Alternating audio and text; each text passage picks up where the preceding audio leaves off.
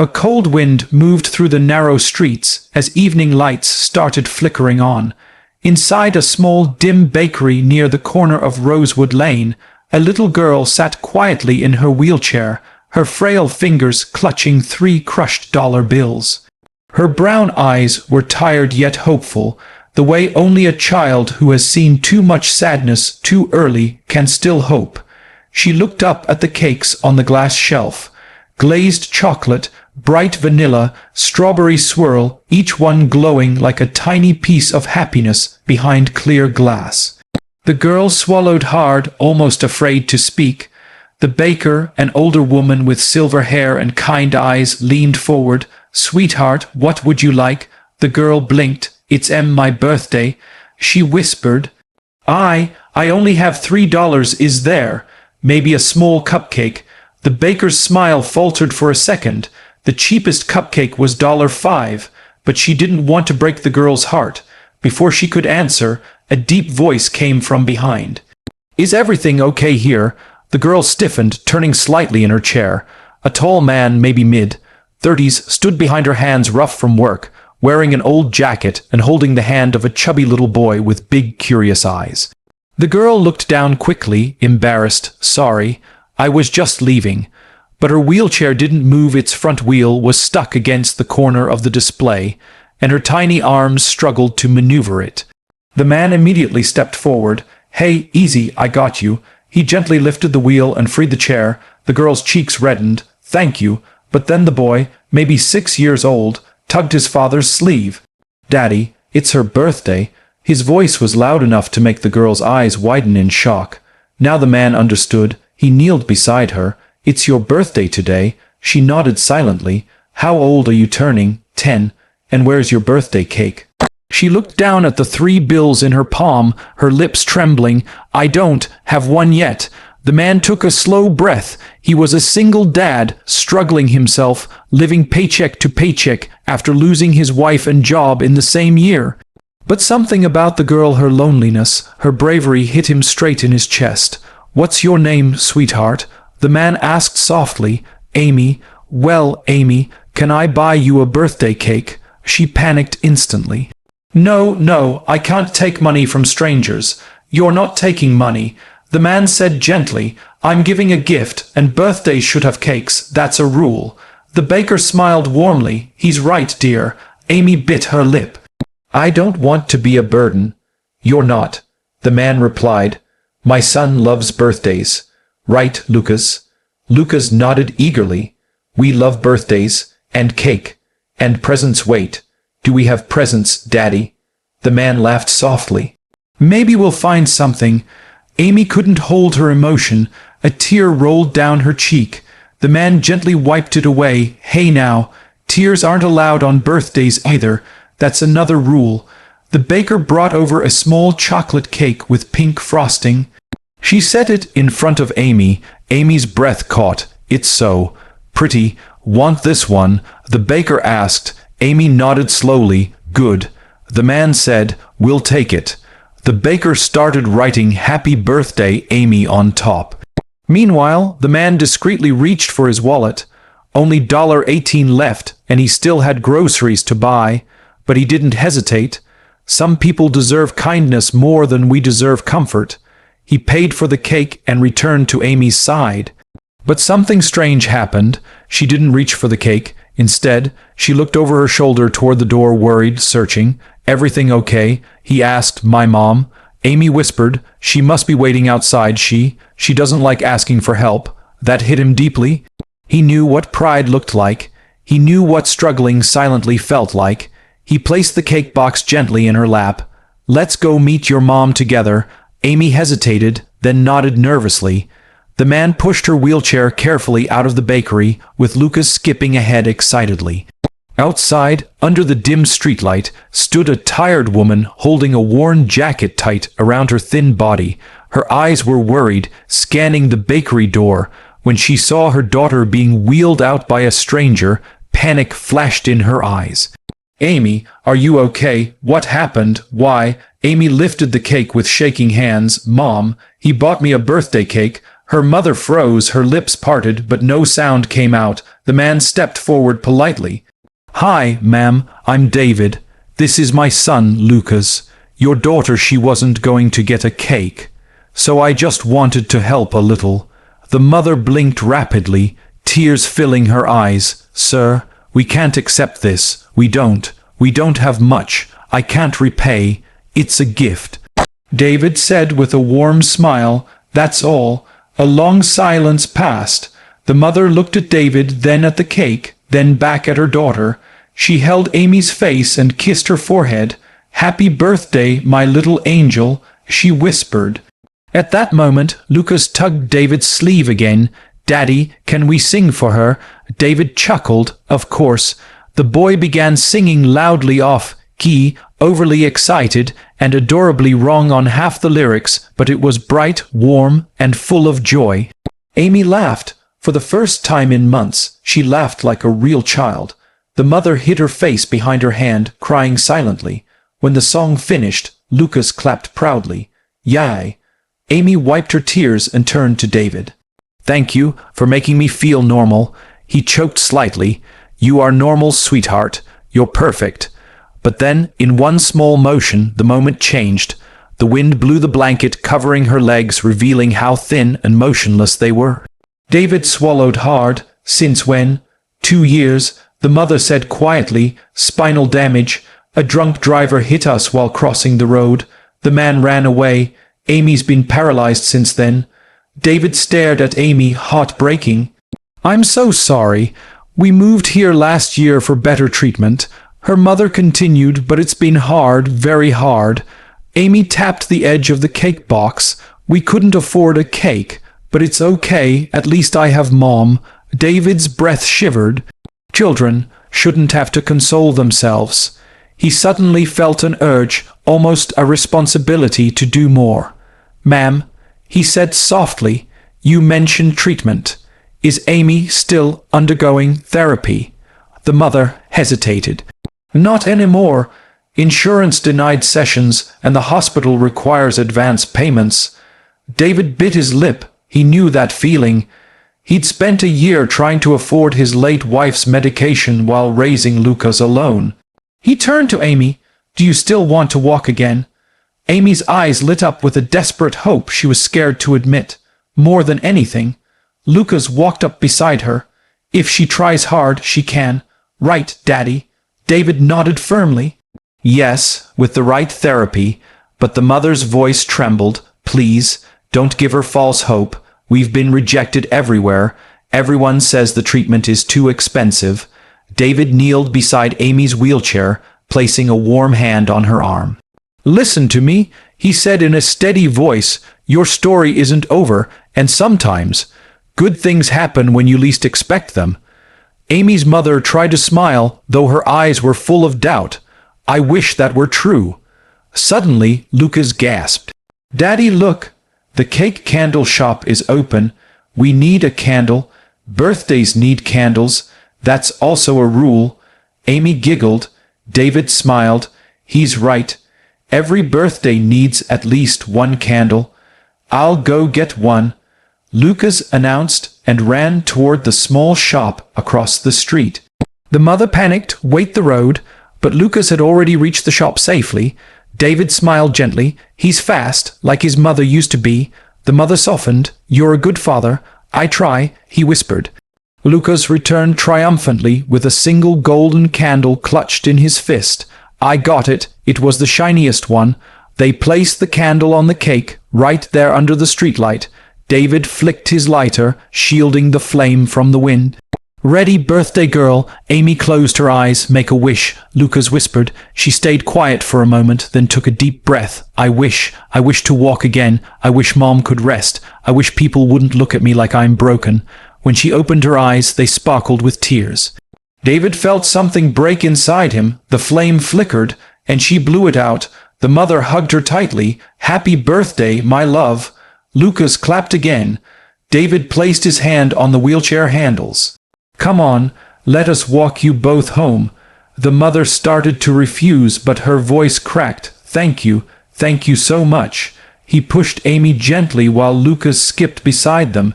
Halfway down the street, the mother whispered, "Why are you helping us this much, Mr. David?" He looked up at the sky, heavy clouds rolling slowly. "2 years ago," he said softly, "my wife died in a car accident. A stranger held my son's hand until I reached the hospital. A stranger comforted him when I couldn't. I swore that day, if I ever saw someone in need like we were, I'd do for them what someone did for us." The mother covered her mouth, tears pouring. Amy looked at him with wide, grateful eyes, and Lucas suddenly walked beside the wheelchair and gently held Amy's small hand. "You're our friend now," he said simply.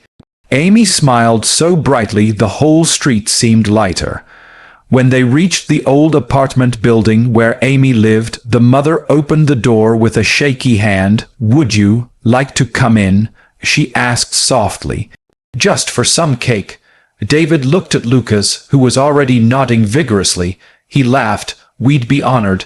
Inside, the apartment was small, barely furnished, but clean and warm. A stack of medical papers lay on the table. A broken heater hummed quietly. Amy's mother lit the candle again. Lucas made everyone sing.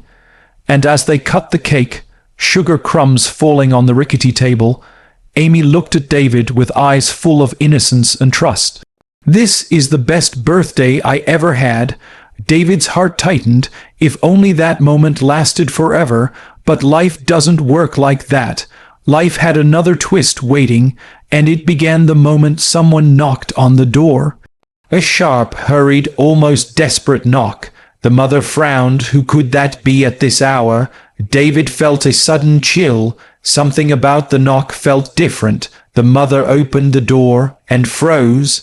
At the doorstep stood a man in a suit, tall, cold-eyed, with tension running through his jaw. A stranger, but not to her. Her face drained of color. David immediately sensed danger. The man stepped inside slowly, eyes fixed on the wheelchair. "On Amy, hello," he said, voice ice cold. "I've been looking for you too." Amy gripped her mother's hand tightly. "Mom, who is he?" The mother trembled. David stood up instantly, ready to protect them. The man smirked. "I'm the reason," he said chillingly. "This little girl can't walk." For a moment, nobody moved. Even the ceiling fan seemed to stop spinning.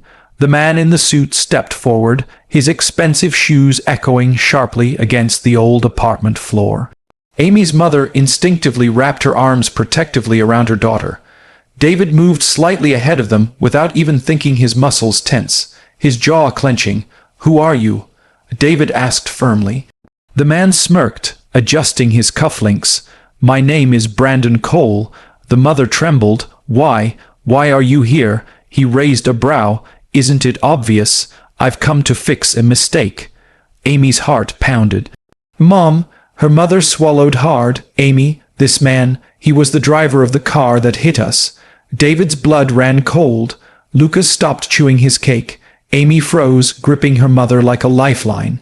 David stepped forward, anger burning behind his eyes. "You hit them. You paralyzed a child, and now you show up here like this." Brandon frowned. "Accidents happen.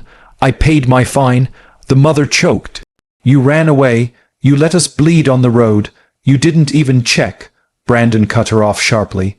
"I did what my lawyers told me, and I'm not here to reopen the past." He turned his cold eyes to Amy, and she shrank back. "I'm here," he continued, "because the court has reopened the case." "What?" the mother whispered. Brandon sighed impatiently. A witness came forward. "The police might want to charge me again. I won't let that happen, so I need you to sign a statement, a harmless one, saying the accident wasn't my fault, that the child ran onto the road." Amy gasped. "But that's not true."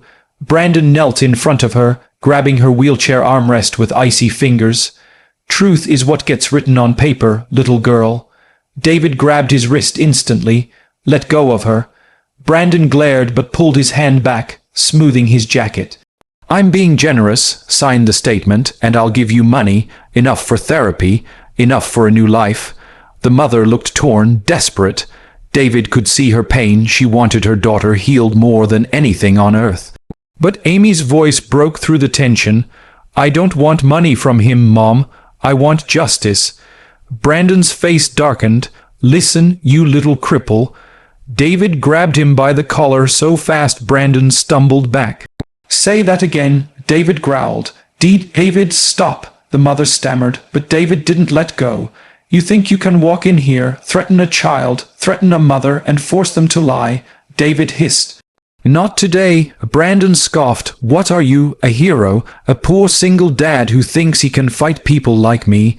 David's grip tightened. "You hurt a child, that's all I need to know." Brandon shoved him off and stepped back toward the door. He straightened his suit, breathing heavily. "This isn't over," he warned. "I'll be back tomorrow, and if you don't sign, you'll regret it." He slammed the door behind him and disappeared down the hallway. For several seconds, silence filled the room. Amy burst into tears. David rushed to her side. Hey, it's okay, he's gone."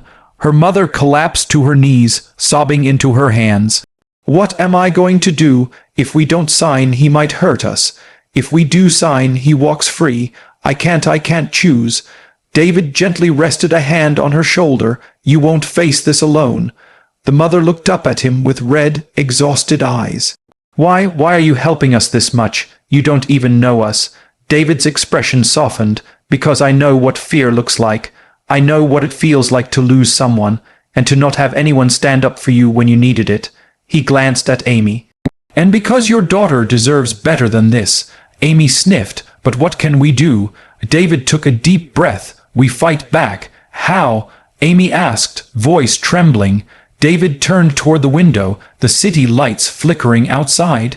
"I know someone who might be able to help, a friend. He's a lawyer, a good one."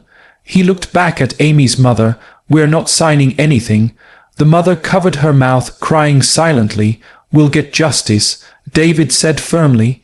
"This time for real." The next morning came with clouds hanging low over the city. David woke up early, his mind racing. Lucas had fallen asleep hugging his school bag, as he always did before big days. Today was different. Today, David wasn't just a father. He had become someone's protector. He got Lucas ready for school, dropped him off, and went straight to find his old friend, the lawyer he mentioned. Inside a small law office, papers everywhere, sat a tired man in glasses. "Daniel," David said, entering the office. Daniel looked up. "David, after 2 years you show up unannounced. I thought you disappeared." "Life happened," David replied. "I need your help." Daniel leaned back. "Tell me." David explained everything: the accident, the girl, the forced statement, the threat. Daniel rubbed his chin, then nodded slowly. "Brandon Cole. I know the name. Rich, connected, arrogant." He leaned forward. "But if what you're saying is true, we can take him down." David exhaled. "Thank you, but," Daniel added, "it won't be easy. People like him don't go down without a fight." David nodded. "I don't care." Daniel smirked. Still the stubborn old David.